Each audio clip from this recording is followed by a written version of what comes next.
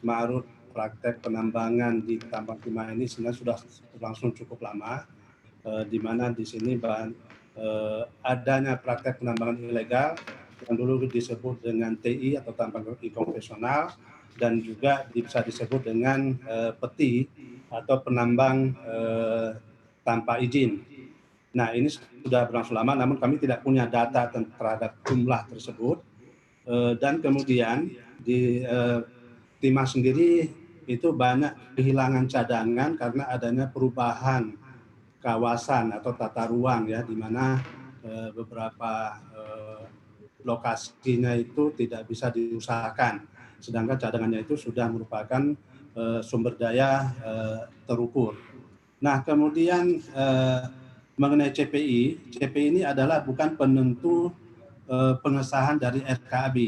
Nah, CPI itu hanya sebagian kecil dari pemenuhan tata kelola pertambangan yang baik sesuai dengan Kepmen SDM nomor 1827 titik K garis miring 30 garis miring MEM garis miring 208, di mana CPI atau competent person itu hanya melakukan pelaporan. Di sini ada 3 pelaporan yang dilakukan oleh CPI. Yang pertama adalah pelaporan hasil eksplorasi, kemudian pelaporan estimasi sumber daya, dan estimasi cadangan. Nah, yang pertama adalah sesuai dengan Kepmen tentang metode pedoman pelaksanaan kaedah pertambangan yang baik, itu memang harus diverifikasi oleh para CPI. Nah, sedangkan RKAB sendiri itu disahkan oleh Kementerian SDM atau Dinas SDM di provinsi.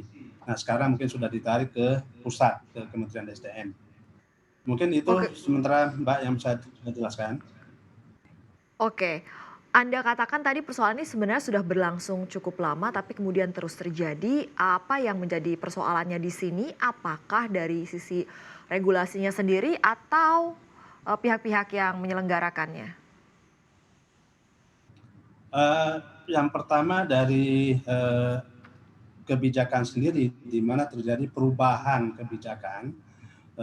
Salah satu contoh yang saya sebutkan adalah bahwa adanya perubahan tata ruang, di mana sebagian wilayah timah, terutama yang di daerah pesisir, itu tidak bisa ditambang karena berubah dengan menjadi kawasan peruntukan lainnya yang dilarang ditambang. Kemudian juga ada perubahan wilayah kehutanan, di mana ada sebagian kawasan timah itu yang dijadikan kawasan hutan lindung, dan ini sudah berlangsung cukup lama, di mana hal ini tidak bisa diselesaikan bertahun-tahun, sehingga timah mengalami kesulitan. Di samping itu memang ada pengelolaan, di mana kita lihat bahwa di Bangka Belitung itu ada sekitar total 594 IUP, dan sebagian besar ini menyangkut IUP timah.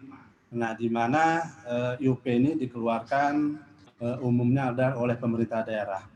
Nah, sedangkan untuk pemenuhan kewajiban terutama adalah untuk verifikasi cadangan atau neraca sumber daya dan cadangan timah sendiri, ini memang harus dilakukan oleh para CPI.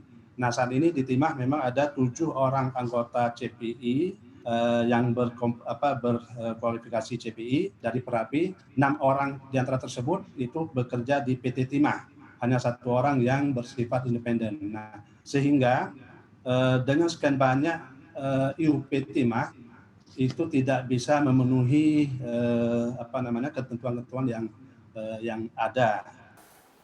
Jangan lupa install aplikasi CNBC Indonesia di App Store maupun di Play Store untuk mendapatkan informasi dan perkembangan terkini dari berita-berita ekonomi dan bisnis.